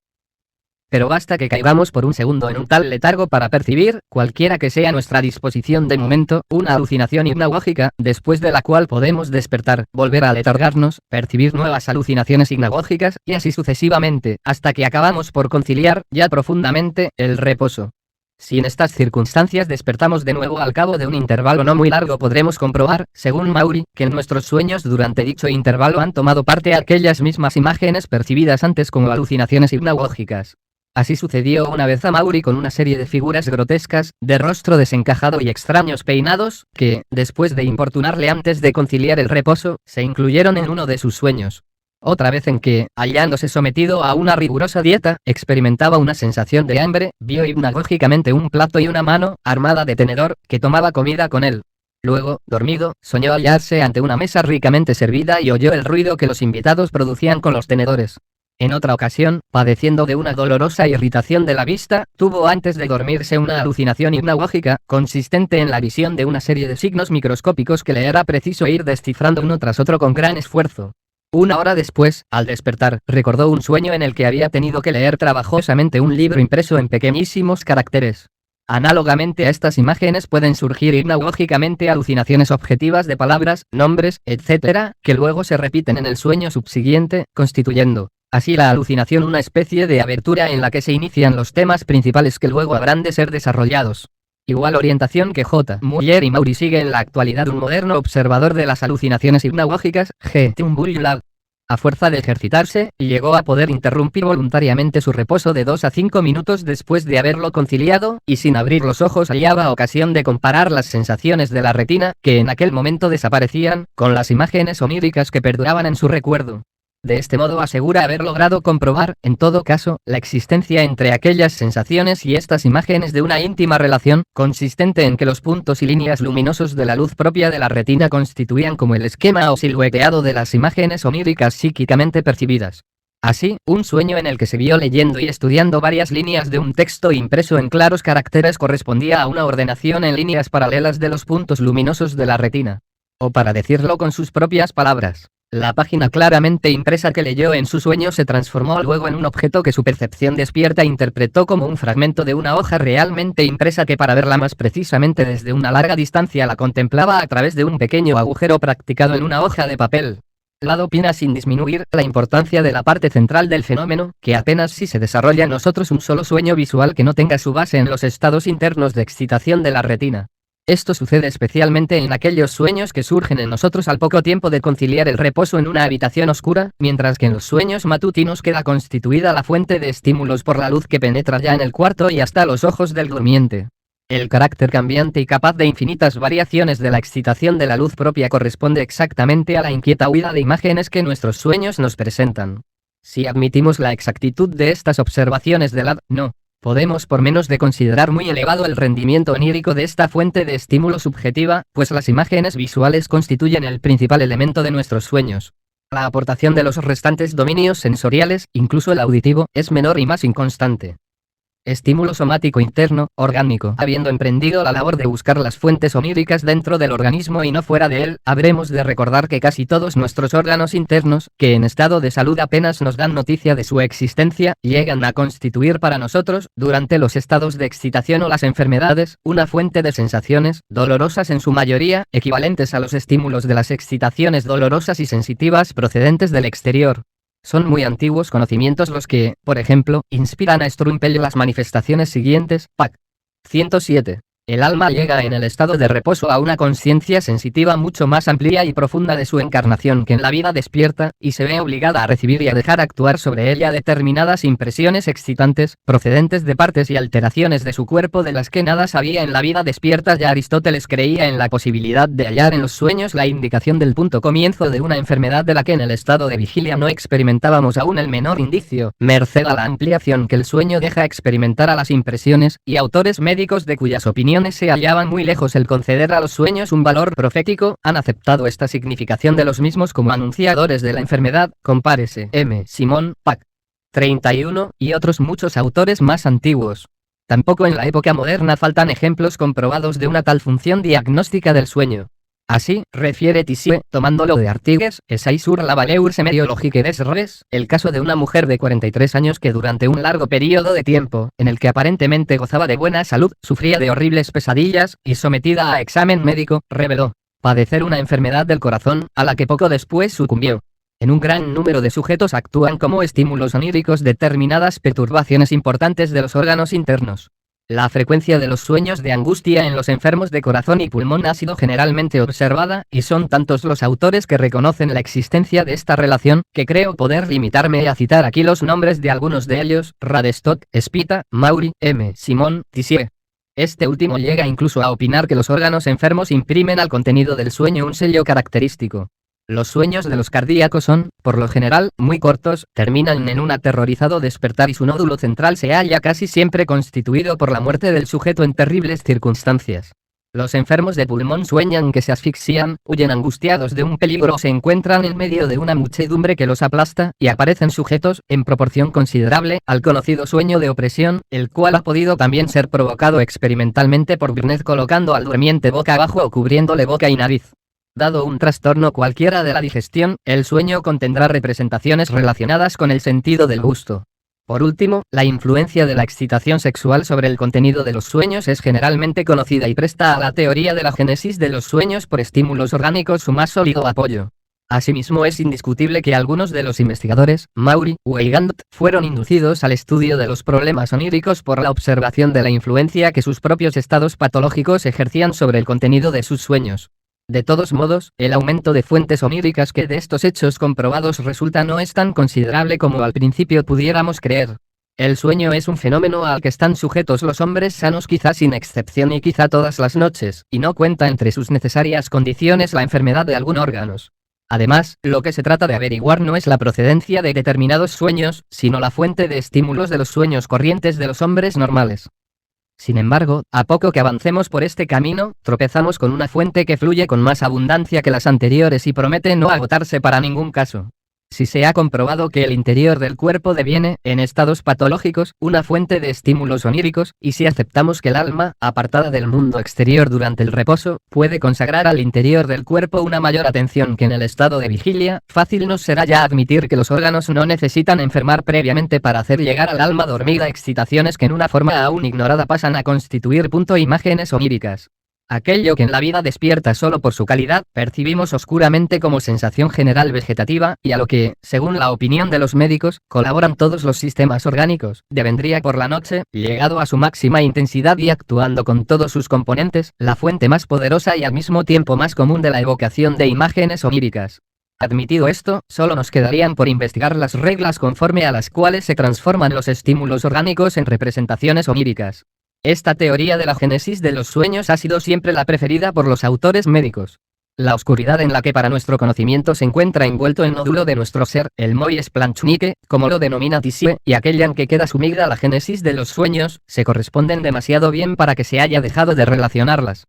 La hipótesis que hace de la sensación orgánica vegetativa la instancia formadora de los sueños presenta, además, para los médicos, el atractivo de permitirles unir etiológicamente los sueños y las perturbaciones mentales, fenómenos entre los que pueden señalarse múltiples coincidencias, pues también se atribuye a alteraciones de dicha sensación y a estímulos emanados de los órganos internos una amplia importancia en la génesis de la psicosis. No es, pues, de extrañar que la paternidad de la teoría de los estímulos somáticos pueda adjudicarse con igual justicia a varios autores. Volkelt, Pac. 68. Un compositor soñó que se hallaba dando clase y que al acabar una explicación se dirigía a un alumno preguntándole: ¿me has comprendido? El alumno responde a voz en grito: oh, sí. Orja. Incomodado por aquella manera de gritar, le manda que baje la voz. Pero la clase entera grita ya a coro: Orja. Después, Eurjo. Y, por último, Feuerjo. Fuego. En este momento despierta por fin el sujeto, oyendo realmente en la calle el grito de fuego. Garnier, Traité des facultés del Me, 1865, relata que cuando se intentó asesinar a Napoleón, haciendo estallar una máquina infernal al paso de su carruaje, iba el emperador durmiendo y la explosión interrumpió un sueño en el que revivía el paso del tagliamento y oía el fragor del cañoneo austríaco. Al despertar sobresaltado, lo hizo con la exclamación: «¡Estamos exterminados!». Uno de los sueños de Maury ha llegado a hacerse célebre, Pac. 161. Hallándose enfermo en cama soñó con la época del terror durante la Revolución Francesa, asistió a escenas terribles y se vio conducido ante el tribunal revolucionario, del que formaban parte Robespierre, Marat, Fourquier Tinville y demás tristes héroes de aquel sangriento período. Después de un largo interrogatorio y de una serie de incidentes que no se fijaron en su memoria, fue condenado a muerte y conducido al cadalso en medio de una inmensa multitud. Sube al tablado, el verdugo le ata a la plancha de la guillotina, báscula esta, cae la cuchilla y Maury siente cómo su cabeza queda separada del tronco. En este momento despierta presa de horrible angustia y encuentra que una de las varillas de las cortinas de la cama ha caído sobre su garganta análogamente a la cuchilla ejecutora. Este sueño provocó una interesante discusión que en la Revue Philosophique sostuvieron Lorraine y Egger sobre cómo y en qué forma era posible al durmiente acumular en el corto espacio de tiempo transcurrido entre la percepción del estímulo despertador y el despertar una cantidad aparentemente tan considerable de contenido onírico. En los ejemplos de este género se nos muestran los estímulos sensoriales objetivos advertidos durante el reposo como la más comprensible y evidente de las fuentes oníricas, circunstancia a la que se debe que sea esta la única que ha pasado al conocimiento vulgar. En efecto, si a un hombre culto, pero desconocedor de la literatura científica sobre estas materias, le preguntamos cómo nacen los sueños, nos contestará seguramente citando alguno de aquellos casos en los que el sueño queda explicado por un estímulo sensorial objetivo comprobado al despertar. Pero la observación científica no puede detenerse aquí y haya motivo de nuevas interrogaciones en el hecho de que el estímulo que durante el reposo actúa sobre los sentidos no aparece en el sueño en su forma real, sino que es sustituido por una representación cualquiera distinta relacionada con él en alguna forma. Pero esta relación que une el estímulo y el resultado onírico es, según palabra de Maury, une affinité quelconque, mais qui n'est pas unique et exclusive, pac. 72. Después de leer los tres sueños interruptores del reposo que a continuación tomamos de Hildebrandt, no podemos por menos de preguntarnos por qué el mismo estímulo provocó tres resultados oníricos tan distintos y por qué precisamente tales tres. Pac. 37. En una mañana de primavera paseo a través de los verdes campos en dirección a un pueblo vecino, a cuyos habitantes veo dirigirse, vestidos de fiesta y formando numerosos grupos, hacia la iglesia, con el libro de misa en la mano. Es, en efecto, domingo, y la primera misa debe comenzar dentro de pocos minutos. Decido asistir a ella, pero como hace mucho calor, entro, para reposar, en el cementerio que rodea la iglesia. Mientras me dedico a leer las diversas inscripciones funerarias oigo al campanero subir a la torre y veo en lo alto de la misma la campanita pueblerina que habrá de anunciar dentro de poco el comienzo del servicio divino. Durante algunos instantes la campana permanece inmóvil, pero luego comienza a agitarse y de repente sus sones llegan a hacerse tan agudos y claros que ponen fin a mi sueño. Al despertar oigo a mi lado el timbre del despertador. Otra comunicación. Es un claro día de invierno y las calles se hallan cubiertas por una espesa capa de nieve. Tengo que tomar parte en una excursión en trineo, pero me veo obligado a esperar largo tiempo antes que se me anuncie que el trineo ha llegado a mi puerta. Antes de subir a él hago mis preparativos, poniéndome el gabán de pieles e instalando en el fondo del coche un calentador. Por fin subo al trineo, pero el cochero no se decide a dar la señal de partida a los caballos. Sin embargo, estos acaban por emprender la marcha, y los cascabeles de sus colleras, violentamente sacudidos, comienzan a sonar, pero con tal intensidad que el cascabeleo rompe inmediatamente la tela de araña de mi sueño. También esta vez se trataba simplemente del agudo timbre de mi despertador. Tercer ejemplo. Veo a mi criada avanzar por un pasillo hacia el comedor llevando en una pila varias docenas de platos. La columna de porcelana me parece a punto de perder el equilibrio. Ten cuidado, le advierto a la criada, vas a tirar todos los platos. La criada me responde, como de costumbre, que no me preocupe, pues ya sabe ella lo que se hace. Pero su respuesta no me quita de seguirla con una mirada inquieta. En efecto, al llegar a la puerta del comedor tropieza, y la frágil vajilla cae, rompiéndose en mil pedazos sobre el suelo y produciendo un gran estrépito, que se sostiene hasta hacerme advertir que se trata de un ruido persistente, distinto del que la porcelana ocasiona al romperse y parecido más bien al de un timbre. Al despertar compruebo que es el repique del despertador el problema que plantea este error en que con respecto a la verdadera naturaleza del estímulo sensorial objetivo incurre el alma en el sueño ha sido resuelto por Strumpel, y casi idénticamente por Wundt, en el sentido de que el alma se encuentra con respecto a tales estímulos, surgidos durante el estado de reposo, en condiciones idénticas a las que presiden la formación de ilusiones. Para que una impresión sensorial quede reconocida o exactamente interpretada por nosotros, esto es, incluida en el grupo de recuerdos al que, según toda nuestra experiencia anterior, pertenece, es necesario que sea suficientemente fuerte, precisa y duradera y que, por nuestra parte, dispongamos de tiempo para realizar la necesaria reflexión.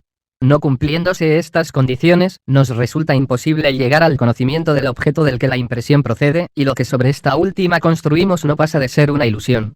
Cuando alguien va de paseo por el campo y distingue imprecisamente un objeto lejano, puede suceder que al principio lo suponga un caballo. Visto luego el objeto desde más cerca, le parecerá ser una vaca echada sobre la tierra, y, por último, esta representación se convertirá en otra distinta y ya definitiva, consistente en la de un grupo de hombres sentados.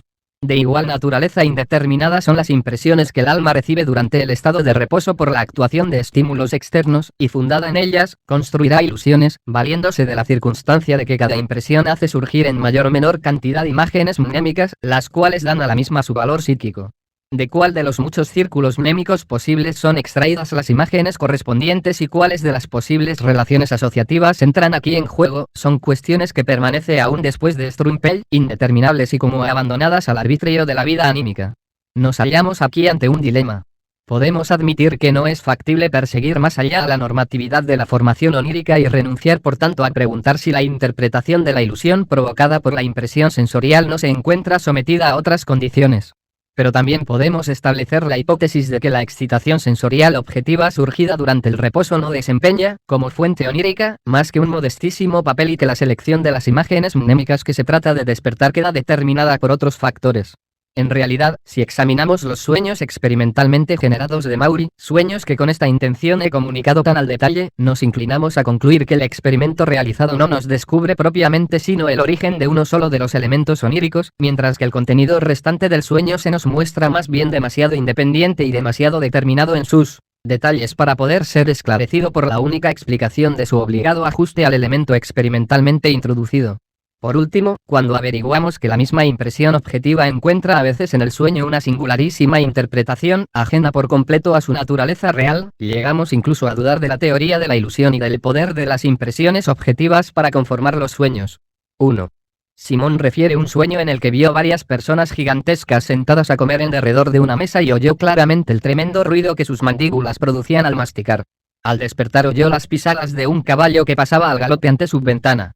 Si las pisadas de un caballo despertaron en este sueño representaciones que parecen pertenecer al círculo de recuerdos de los viajes de Gulliver, la estancia de este entre los gigantes de Brobdingnag y del virtuoso Wilms, si me arriesgo a interpretar sin la ayuda del soñador, no habrá sido facilitada además la elección de este círculo de recuerdos, tan ajenos al estímulo, por otros motivos. 2. Estímulos sensoriales internos, subjetivos. A despecho de todas las objeciones, nos vemos obligados a admitir como indiscutible la intervención durante el reposo, y a título de estímulos oníricos, de las excitaciones sensoriales objetivas. Mas cuando estos estímulos se nos muestran de naturaleza y frecuencia insuficientes para explicar todas las imágenes oníricas, nos inclinaremos a buscar fuentes distintas, aunque de análoga actuación. Ignoro qué autor inició la idea de agregar como fuentes de sueños a los estímulos externos, las excitaciones internas, subjetivas. Pero el hecho es que en todas las exposiciones modernas de etiología de los sueños se sigue esta norma. A mi juicio, dice Wundt, página 363, desempeñan también un papel esencial en las ilusiones oníricas aquellas sensaciones subjetivas, visuales o auditivas, que en el estado de vigilia no son conocidas como caos luminoso del campo visual oscuro, zumbido de oídos, etc., entre ellas especialmente las excitaciones subjetivas de la retina, con lo que quedaría explicada la singular tendencia del sueño a presentarnos considerables cantidades de objetos análogos e idénticos, pájaros, mariposas, peces, cuentas de colores, flores, etc. En estos casos, el polvillo luminoso del campo visual oscuro toma una forma fantástica, y los puntos luminosos de que se compone quedan encarnados por el sueño en otras tantas imágenes independientes que a causa de la movilidad del caos luminoso son considerados como dotadas de movimiento. Aquí radica quizá también la gran preferencia del sueño por las más diversas figuras zoológicas, cuya riqueza de formas se adapta fácilmente a la especial de las imágenes luminosas y subjetivas. Las excitaciones sensoriales subjetivas poseen, desde luego, en calidad de fuentes de las imágenes oníricas, la ventaja de no depender, como las objetivas, de causalidades exteriores. Se hallan, por decirla así, a la disposición del esclarecimiento del sueño siempre que para ello las necesitamos. Pero, en cambio, presentan, con respecto a las excitaciones sensoriales objetivas, el inconveniente que su actuación como estímulos oníricos nos resulta susceptible, o solo con grandes dificultades de aquella comprobación que la observación y el experimento nos proporcionan en las primeras. El poder provocador de sueños de las excitaciones sensoriales subjetivas es demostrado principalmente por las llamadas alucinaciones hipnagógicas, que han sido descritas por J. Muller como fenómenos visuales fantásticos, y consisten en imágenes, con frecuencia muy animadas y cambiantes, que muchos individuos suelen percibir en el período de duermevela anterior al dormir y pueden perdurar durante un corto espacio de tiempo después que el sujeto ha abierto los ojos. Maury, en quien eran frecuentísimas tales alucinaciones, las estudió cuidadosamente, y afirma su conexión y hasta su identidad con las imágenes oníricas, teoría que sostiene también J. Muller. Para su génesis, dice Maury, es necesaria cierta pasividad anímica, relajamiento de la atención, Pax 59 y 6. Pero basta que caigamos por un segundo en un tal letargo para percibir, cualquiera que sea nuestra disposición de momento, una alucinación hipnagógica, después de la cual podemos despertar, volver a letargarnos, percibir nuevas alucinaciones hipnagógicas, y así sucesivamente, hasta que acabamos por conciliar, ya profundamente, el reposo. Si en estas circunstancias despertamos de nuevo al cabo de un intervalo no muy largo, podremos comprobar, según Maury, que en nuestros sueños durante dicho intervalo han tomado parte aquellas mismas imágenes percibidas antes como alucinaciones hipnagógicas. Así sucedió una vez a Maury con una serie de figuras grotescas, de rostro desencajado y extraños peinados, que, después de importunarle antes de conciliar el reposo, se incluyeron en uno de sus sueños. Otra vez en que, hallándose sometido a una rigurosa dieta, experimentaba una sensación de hambre, vio hipnagógicamente un plato y una mano, armada de tenedor, que tomaba comida con él. Luego, dormido, soñó hallarse ante una mesa ricamente servida y oyó el ruido que los invitados producían con los tenedores. En otra ocasión, padeciendo de una dolorosa irritación de la vista, tuvo antes de dormirse una alucinación hipnagógica, consistente en la visión de una serie de signos microscópicos que le era preciso ir descifrando uno tras otro con gran esfuerzo. Una hora después, al despertar, recordó un sueño en el que había tenido que leer trabajosamente un libro impreso en pequeñísimos caracteres. Análogamente a estas imágenes pueden surgir hipnagógicamente alucinaciones objetivas de palabras, nombres, etc., que luego se repiten en el sueño subsiguiente, constituyendo así la alucinación una especie de abertura en la que se inician los temas principales que luego habrán de ser desarrollados. Igual orientación que J. Muller y Maury sigue en la actualidad un moderno observador de las alucinaciones hipnagógicas, G. Turnbull. A fuerza de ejercitarse, llegó a poder interrumpir voluntariamente su reposo de 2 a 5 minutos después de haberlo conciliado, y sin abrir los ojos hallaba ocasión de comparar las sensaciones de la retina, que en aquel momento desaparecían, con las imágenes oníricas que perduraban en su recuerdo. De este modo asegura haber logrado comprobar, en todo caso, la existencia entre aquellas sensaciones y estas imágenes de una íntima relación, consistente en que los puntos y líneas luminosos de la luz propia de la retina constituían como el esquema o silueteado de las imágenes oníricas psíquicamente percibidas. Así, un sueño en el que se vio leyendo y estudiando varias líneas de un texto impreso en claros caracteres correspondía a una ordenación en líneas paralelas de los puntos luminosos de la retina. O para decirlo con sus propias palabras, la página claramente impresa que leyó en su sueño se transformó luego en un objeto que su percepción despierta interpretó como un fragmento de una hoja realmente impresa que para verla más precisamente desde una larga distancia la contemplaba a través de un pequeño agujero practicado en una hoja de papel.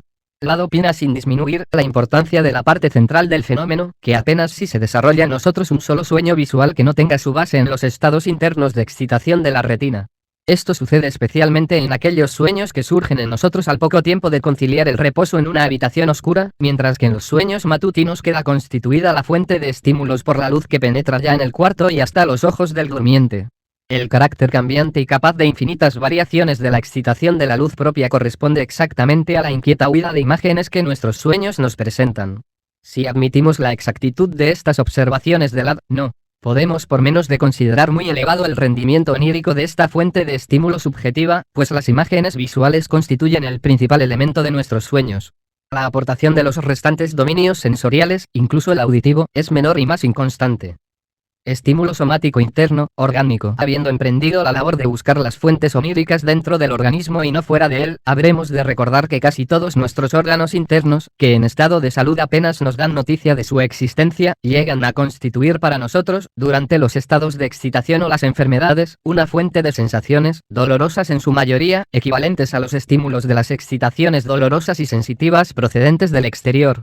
Son muy antiguos conocimientos los que, por ejemplo, inspiran a Strumpel las manifestaciones siguientes, Pac.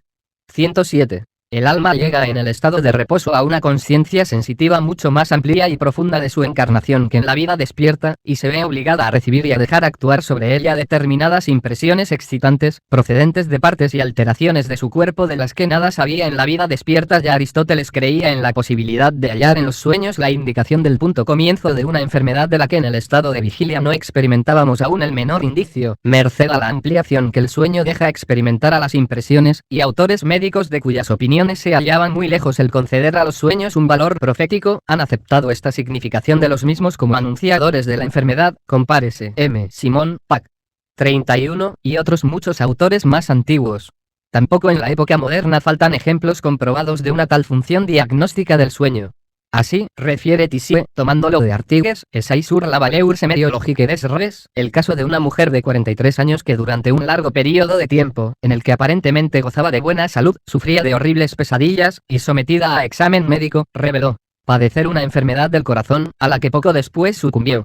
En un gran número de sujetos actúan como estímulos oníricos determinadas perturbaciones importantes de los órganos internos. La frecuencia de los sueños de angustia en los enfermos de corazón y pulmón ha sido generalmente observada, y son tantos los autores que reconocen la existencia de esta relación, que creo poder limitarme a citar aquí los nombres de algunos de ellos: Radestock, Spita, Maury, M. Simón, Tissier. Este último llega incluso a opinar que los órganos enfermos imprimen al contenido del sueño un sello característico. Los sueños de los cardíacos son, por lo general, muy cortos, terminan en un aterrorizado despertar y su nódulo central se halla casi siempre constituido por la muerte del sujeto en terribles circunstancias. Los enfermos de pulmón sueñan que se asfixian, huyen angustiados de un peligro o se encuentran en medio de una muchedumbre que los aplasta, y aparecen sujetos, en proporción considerable, al conocido sueño de opresión, el cual ha podido también ser provocado experimentalmente por Burnet colocando al durmiente boca abajo o cubriéndole boca y nariz. Dado un trastorno cualquiera de la digestión, el sueño contendrá representaciones relacionadas con el sentido del gusto. Por último, la influencia de la excitación sexual sobre el contenido de los sueños es generalmente conocida y presta a la teoría de la génesis de los sueños por estímulos orgánicos su más sólido apoyo. Asimismo, es indiscutible que algunos de los investigadores, Maury, Weigand, fueron inducidos al estudio de los problemas oníricos por la observación de la influencia que sus propios estados patológicos ejercían sobre el contenido de sus sueños.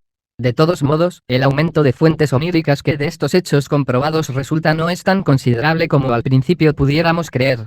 El sueño es un fenómeno al que están sujetos los hombres sanos quizá sin excepción y quizá todas las noches, y no cuenta entre sus necesarias condiciones la enfermedad de algún órgano.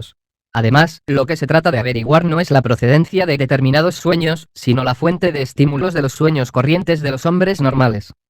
Sin embargo, a poco que avancemos por este camino, tropezamos con una fuente que fluye con más abundancia que las anteriores y promete no agotarse para ningún caso. Si se ha comprobado que el interior del cuerpo deviene, en estados patológicos, una fuente de estímulos oníricos, y si aceptamos que el alma, apartada del mundo exterior durante el reposo, puede consagrar al interior del cuerpo una mayor atención que en el estado de vigilia, fácil nos será ya admitir que los órganos no necesitan enfermar previamente para hacer llegar al alma dormida excitaciones que en una forma aún ignorada pasan a constituir imágenes oníricas. Aquello que en la vida despierta solo por su calidad, percibimos oscuramente como sensación general vegetativa, y a lo que, según la opinión de los médicos, colaboran todos los sistemas orgánicos, devendría por la noche, llegado a su máxima intensidad y actuando con todos sus componentes, la fuente más poderosa y al mismo tiempo más común de la evocación de imágenes oníricas. Admitido esto, solo nos quedarían por investigar las reglas conforme a las cuales se transforman los estímulos orgánicos en representaciones oníricas. Esta teoría de la génesis de los sueños ha sido siempre la preferida por los autores médicos. La oscuridad en la que para nuestro conocimiento se encuentra envuelto el nódulo de nuestro ser, el moyes planchnique, como lo denomina Tissier, y aquella en que queda sumida la génesis de los sueños, se corresponden demasiado bien para que se haya dejado de relacionarlas. La hipótesis que hace de la sensación orgánica vegetativa la instancia formadora de los sueños presenta, además, para los médicos, el atractivo de permitirles unir etiológicamente los sueños y las perturbaciones mentales, fenómenos entre los que pueden señalarse múltiples coincidencias, pues también se atribuye a alteraciones de dicha sensación y a estímulos emanados de los órganos internos una amplia importancia en la génesis de la psicosis. No es, pues, de extrañar que la paternidad de la teoría de los estímulos somáticos pueda adjudicarse con igual justicia a varios autores.